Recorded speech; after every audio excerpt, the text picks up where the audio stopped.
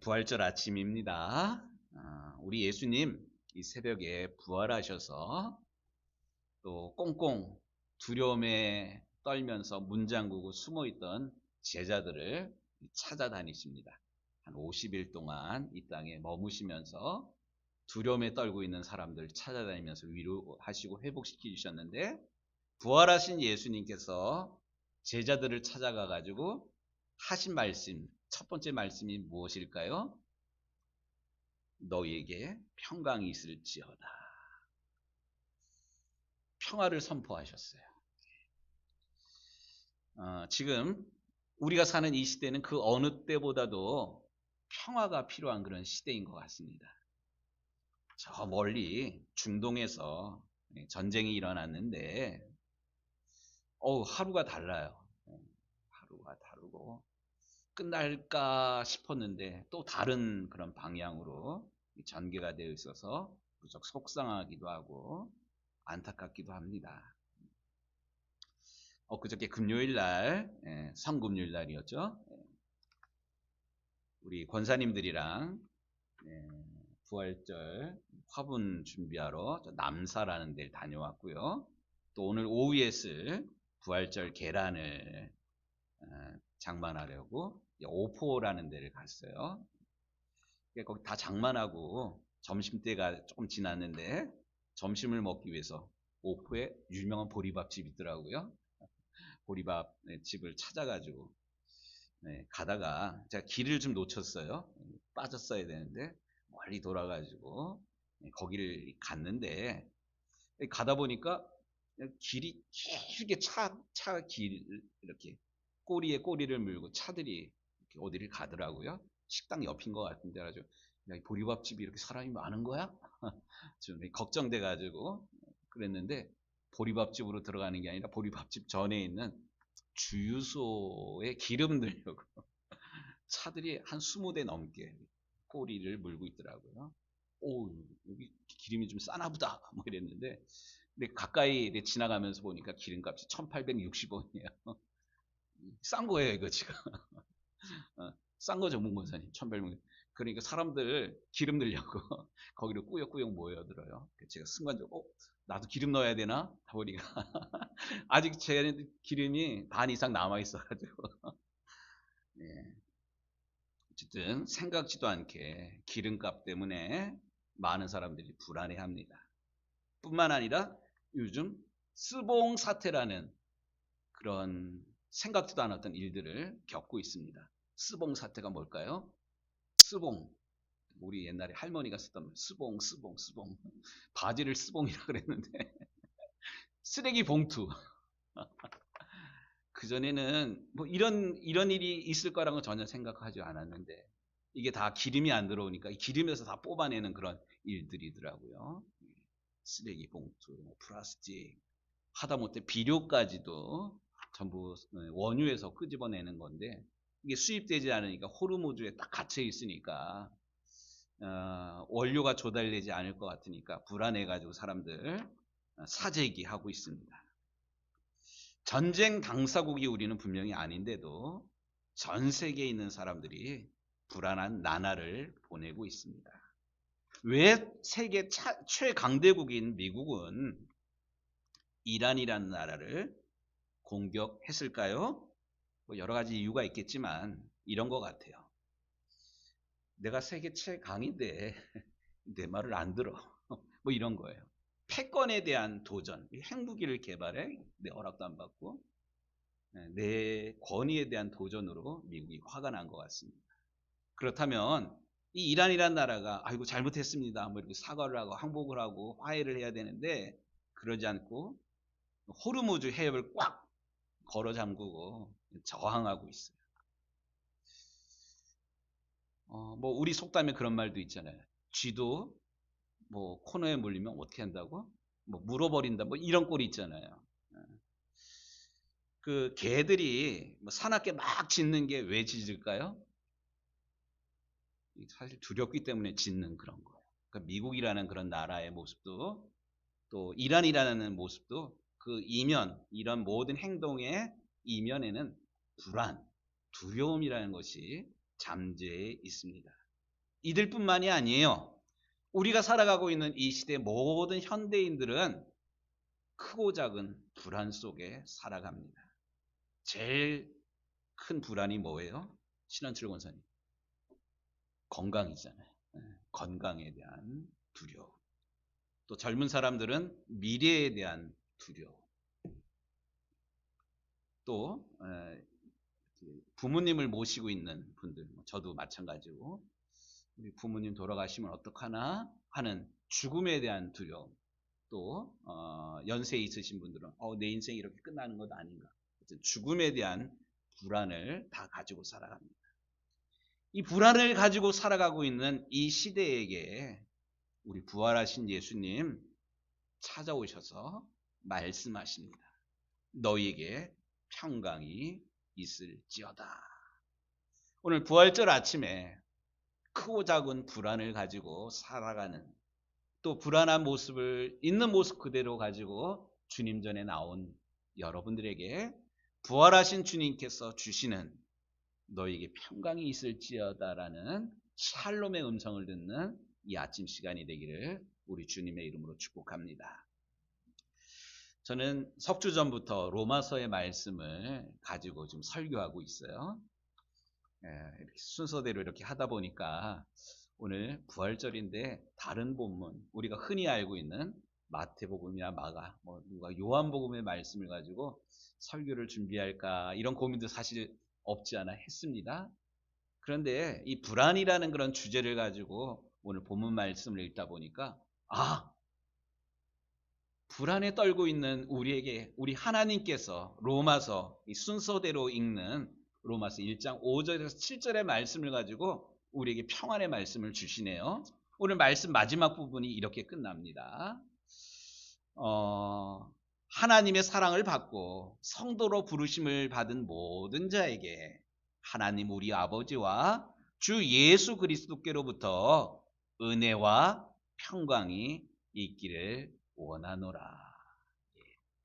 우리 하나님은 우리가 두려움이 아니라 평안하기를, 그냥 난 평안해, 내 영혼 평안해, 이런 스스로 평안하는 것이 아니라 우리 하나님께서 주시는 평안으로 채워지는 삶을 살기를 원하십니다.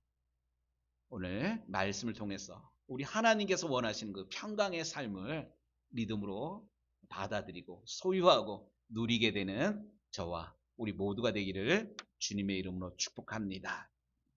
우리가 로마서 말씀을 읽고 있다 그랬지 않습니까? 그 앞절에 나오는 1절, 2절 말씀, 3절 말씀 연결해서 보면요. 사도 바울은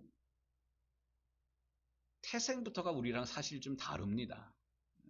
우리 중에 금수저 있나요? 근데 사도 바울은 금수저 정도가 아니라 태어나면서부터 다이아몬드 수저를 가지고 태어났어요. 그게 뭐냐면 그 당시에 세계 가장 강한 나라, 어느 나라예요? 로마 시민권을 가지고 태어났어요. 우리도 오늘날 미국 어떻게 트럼프가 저래 이러지만 이렇게 욕하면서도 미국이라는 나라가 어떻게 이럴 수가 있어 이런 안타까운 마음이 있거든요. 그러면서도 미국이라는 나라가 이렇게 회복되기를 기대하는 그런 것들이 있어요. 제가 이제 작년에 우리 딸아이 결혼을 했지 않습니까? 원래 계획대로라면 내년쯤 우리 아이가 들어가야 되는데 미국에 들어가야 되는데 지금 들어갈 수 없는 그런 상황이에요. 그래서 좀 나중에 2, 3년 뒤면 바뀌겠지 이런 기대를 가지고 미국에 못 들어가는데 또 주변에서는 결혼을 했고 한 6개월, 7개월 됐으니까 저한테 물어요. 손주 보는 것 아니냐고. 근데 저도 그렇고 우리 아이들도 계획하는 그런 게 있어요. 한국에서 아이 낳는 것보다 미국 가서 애를 낳으면 애가 어떻게 돼요? 얘 미국 사람인 거야. 미국 시민권. 그래서 우리 아이들도 그렇게 기도하면서 준비하고 있는데 어쨌든 사도 바울은 태어나면서부터 로마 시민권을 가지고 있는 거예요. 모든 사람들이 갖기를 원하는 미국 시민권인 것처럼. 그런데 사도 바울은 이 로마 시민권을 어떻게 했대요? 배설물처럼 여긴다. 자랑하지 않는다는 겁니다. 뿐만 아니라 그 당시에 가말리엘 문화에서 율법을 배운 이 어마어마한 그런 자랑거리거든요. 이런 모든 것들도 내려놓고 오히려 나는 누구라고 얘기를 하냐면 그리스도의 종이라고, 노예라고 얘기를 합니다. 또 나는 사도로 부르심을 받은 사람이다. 복음을 위하여 택정함을 받은 사람이다라고 선언하고 있습니다. 이게 쉽지 않은 그런 권리들인데 이것을 포기한 이유가 도대체 무엇일까요? 2절 말씀해 보니까 이것은 이 복음 때문인데, 지난주 말씀이에요. 복음은 뭐냐? 하나님이 선지자들을 통해서 미리 약속하신 거다. 또 육신으로는 복음이신 예수님은 혈통으로는 다윗의 혈통에서 나셨고 성결의 영으로는 죽은 자 가운데서 부활하셨다. 이 예수님으로 말미암아 내가 이렇게 바뀌었다. 이것을 사도 바울이 간증하고 있습니다. 그런데 사실 여기까지만 읽어도 은혜로운 그런 부분인데요. 오늘 우리가 읽은 5절에서 7절 말씀을 보면 이 사도 바울의 이런 간증들이 앞으로 더 나아가게 됩니다. 5절 말씀 좀 함께 보겠습니다. 그로 말미암아 우리가 은혜와 사도의 직분을 받아 그의 이름을 위하여 모든 이방인 중에서 믿어 순종하게 하나니 너희도 그들 중에서 예수 그리스도의 것으로 부르심을 받은 자니라. 글자로 읽으면 뭔 말인지 대강 어렴풋하지만 뭔 뜻인지는 알겠어요. 그런데 저는 말씀을 준비하면서 두 단어에 좀 집중을 하였습니다. 그게 뭐냐면 5절에 우리가 은혜와 사도의 직분을 받아, 우리라는 그런 단어가 나오고 있어요. 또 6절에 너희도 그들 중에서 예수 그리스도의 것으로 부르심을 받은 자니. 여기 우리라는 말은 누구일까요? 또 6절에 나오는 너희는 누구일까요? 이 단어의 의미를 이렇게 발견하는 게 오늘 말씀을 이해하는 키포인트입니다. 그리고 우리라는 것은 먼저 바울 자신이에요. 바울이 우리가 은혜와 사도의 직분을 받아 그의 이름을 위하여 모든 이방인 중에서 믿어 순종하게 하나니. 먼저 1차적으로는 우리 속에는 누가 들어가냐면 사도 바울이에요. 근데 사도 바울만 들어가는 게 아니라 우리라는 말은 복수잖아요. 나뿐만 아니라 우리, 복수잖아요. 이 우리에는 또 누가 들어가냐면 복음의 사명을 함께 받은 사람들입니다. 우리가 은혜의 사도의 직분을 받아 복음의 사명을 함께 받았다는 거예요. 그의 이름을 위하여 모든 이방인 중에서 믿어 순종하게 하나니. 사실 사도라는 그런 단어는요, 아포스톨레라는 이런 단어는요, 보냄을 받은 자, 복음을 위해서 위탁받은 그런 사람. 좀 더 쉽게 말해서 은혜를 받은 사람이에요. 우리예요. 또 사명을 받은 사람이에요. 또 보내심을 받았다 이 단어랑 연결해서 생각하면 세상으로 파송된 사람이에요. 사도 바울뿐만 아니라 저와 함께 구원받은 하나님의 은혜를 체험한 사명이 있는 우리 모두를 가리킵니다. 그렇다면 너희는 누구일까요? 로마에 있는 성도들이에요. 먼저는. 그래서 7절 말씀에 로마에서 하나님의 사랑을 받고 성도로 부르심을 받은 모든 자에게, 로마 교회에 있는 성도들입니다. 또 뿐만 아니라 6절 말씀을 보니까 그들 중에서 예수 그리스도의 것으로 부르심을 받은 자, 로마 교회 교인들뿐만 아니라 지금 유정교회 교인들, 한국교회 교인들, 우리도 또한 하나님으로부터 이런 사명을 받고 있다라는 사실입니다. 그런데 말씀을 이제 조금 더 묵상하다 보니까 우리라는 그런 단어랑 너희라는 그런 단어가 두 개가 따로 나오는 것 같은데 바울에게는 우리도 마찬가지고 너희도 마찬가지고 전혀 별개의 개념이 아니었습니다. 사실 사도 바울은 지금 로마서를 어디서 쓰고 있습니까? 고린도교회에서 아직 만나지 않은 앞으로 갈 로마 교회 교인들을 생각하면서 로마서를 썼다 그랬지 않습니까? 아직 만나지는 않았지만 사도 바울과 로마 교회 성도들은 남남이 아니라 이미 하나예요.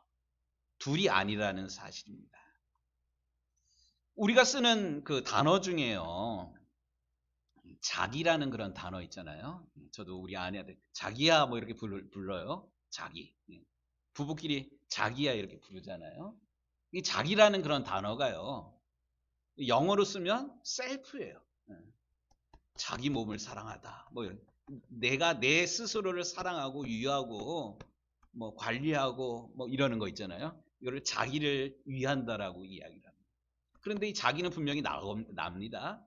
그런데 제가 또 쓰는 단어가 뭐예요? 우리 아내를 부를 때 자기야 이렇게 불러요. 우리 아내는 나랑 달라요. 그런데 사랑하는 마음으로 자기야 이렇게 부르는 거예요.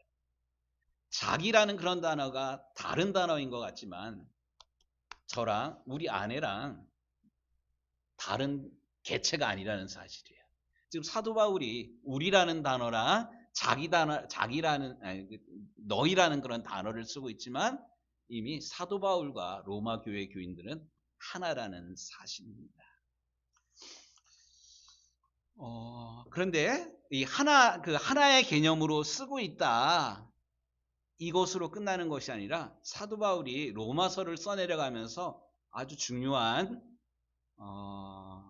기대를 가지고 있습니다. 그게 뭐냐면 1절과 2절에 사도 바울이 이런 고백을 하잖아요. 내가 그리스도의 종이다. 내가 다른 모든 것들을 배설물처럼 여긴다. 나는 오직 그리스도의 종이다 이렇게 고백을 했잖아요. 뿐만 아니라 나는 사도로 부르심을 받은 사람이다. 하나님의 복음을 위하여 특정함을 받은 사람이다. 이런 고백을 했던 그런 것처럼 아직 만나지는 않았지만 로마 교회의 교인들도 나처럼 그리스도의 종, 또 복음을 위하여서 특정함을 받아 부르심의 사도의 사명을 온전히 감당하기를 사도 바울이 원하고 있다라는 사실입니다. 로마 교회도 그렇게 되기를 원하고 있고 바라고 있고 기도하고 있습니다. 또 로마 교회도 자기처럼 그렇게 되기를 모든 것을 배설물로 여기고 또 하나님께서 주시는 평강 가운데 거하기를 사도 바울이 원하고 있고 바라고 있고 기도하고 있다라는 사실입니다. 그렇다면 아직 만나지도 않았는데 나는 나고 로마 교회 교인들은 그러한데 이렇게 되기를 이렇게 될 수가 있을까요, 과연? 근데 사도 바울은 이것을 확신하면서 이렇게 될 수 있는 비결이 무엇인지를 오늘 본문에서 세 가지를 이야기하고 있습니다. 나랑 저 사람이 객체가 아니라 같은 사람, 또 복음을 전하는 자로 부름받은 나랑 또 복음을 전하러 가는 그 교회랑 남남이 아니라 주는 자랑 받는 자 이렇게 객체가 아니라 똑같은 그런 뜻을 품고 또 부르심의 사명 온전히 감당하게 되기를 바라는 요 상황. 결국 이렇게 될 수 있는 그런 비결이 뭐냐면 세 가지를 오늘 사도 바울이 이야기를 하고 있는데 7절 말씀을 좀 같이 읽도록 하겠습니다. 7절 말씀 같이 읽습니다. 로마에서 하나님의 사랑하심을 받고 여기까지만 우선 먼저 보도록 하겠습니다. 하나님의 사랑하심을 받는다. 사실 우리가 살아가고 있는 이 시대의 모든 사람들은 목이 마른 사람들입니다. 목이 마르다. 단지 목이 말라가지고 갈증이 느껴서 물을 마신다 이런 개념이 아니라 우리는 엄밀한 의미에서 무언가에 목마른 사람들입니다. 사랑에 목말라 있고요. 인정에 목말라 있고요. 성공에 목말라 있고 또 외로움을 채우려고 세상 그 어느 것을 가지면 이 외로움이, 이 목마름이 해결될 것이라고 생각을 합니다. 그런데 세상의 그 어느 것, 예를 들어서 돈, 우리가 좋아하는 돈, 얼마나 많으면 나 이제 돈 싫어. 어느 정도 가져야지 난 돈 싫어. 우리 양궁재 권사님. 어느 정도 가져야지 돈 싫어가 될까요? 잘 모르겠죠. 또 배움에 대한 그런 목마름이 있는 사람이 있어요. 제가 가끔 얘기하는 우리 친구 있잖아요. 서울대학교 정치학과 나오고 서울대학교 정치학 대학원을 나오고 이게 또 채워지질 않아가지고 서울대학교 의료공과 대학원을 나오고 박사과정을 마쳤어요. 하여튼 과정이 이렇게 있는데 그런데도 채워지지 않는 이 목마름이 우리 친구 같은 애 있어요. 돈, 배움에 대한. 또 요즘 또 선거철이잖아요. 다니면 현수막들 이렇게 걸려져 있는데 이 사람들이 우리와 같은 이렇게 평범한 사람들이 아니라 한가닥 하는 그런 사람들이 국회의원 한 사람도 있고 한 사람도 있고 그런데 거기 만족하지 않고 또 나오겠다고 이래요. 이게 근원적으로 채워지지 않는 목마름이 있다라는 사실입니다.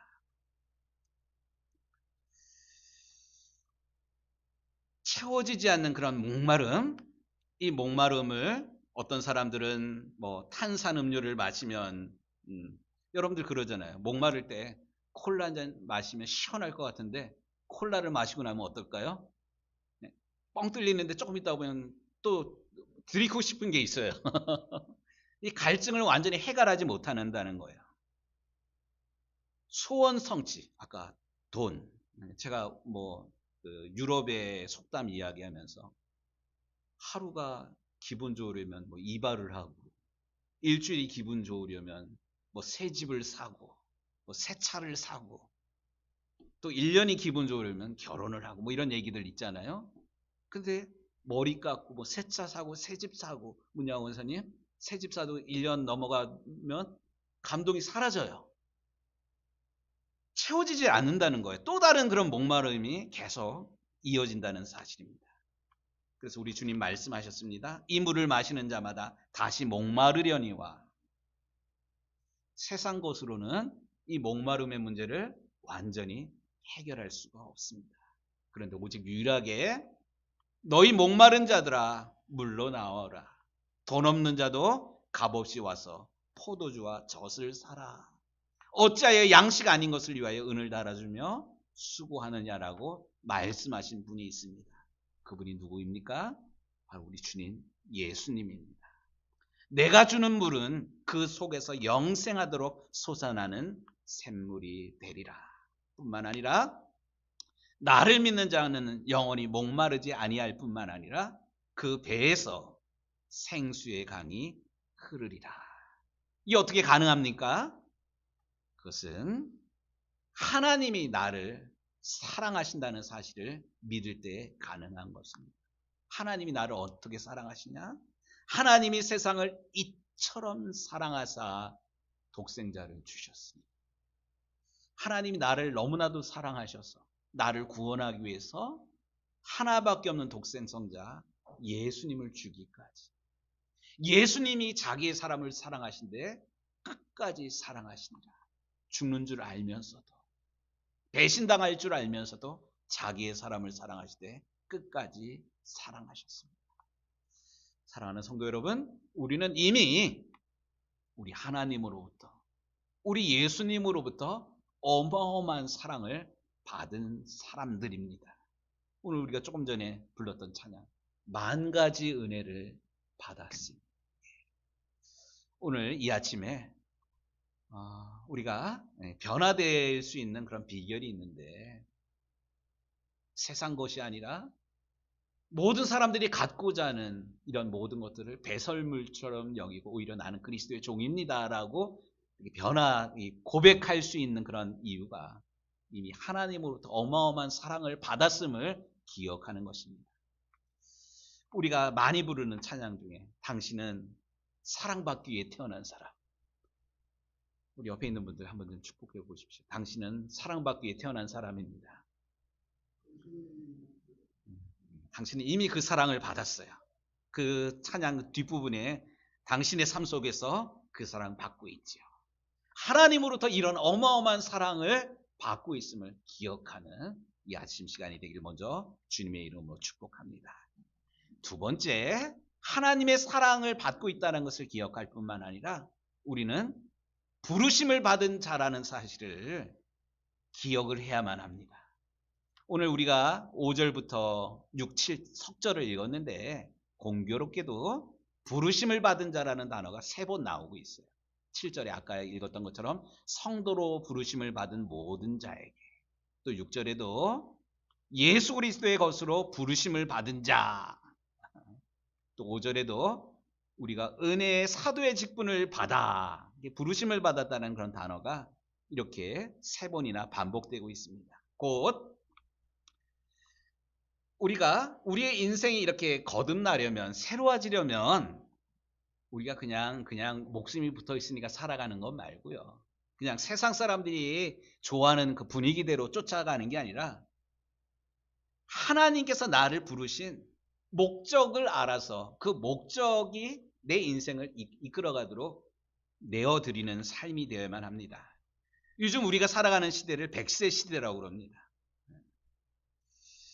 지난주에 또 그 지난주에도 우리 친구 부모님이 돌아가셔가지고 문상을 다녀왔는데, 공주로 지난주에는 안산으로 다녀왔는데, 공교롭게도 요즘 장례식장 가면 친구 부모님 연세를 보고 깜짝 놀라요. 엊그저께 일본 선교사 나가 있는 친구 어머니가 돌아가셔가지고 갔다 왔는데 96세 장수하셨어요.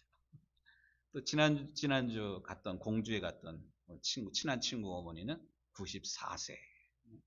뭐 어쨌든 100세 시대를 우리가 다 이렇게 살아갑니다. 그런데 우리도 뭐 아마 그럴 거예요. 우린 더 오래 살 겁니다. 그런데 은퇴 이후에 정작 65세 보통 70세를 은퇴를 하잖아요.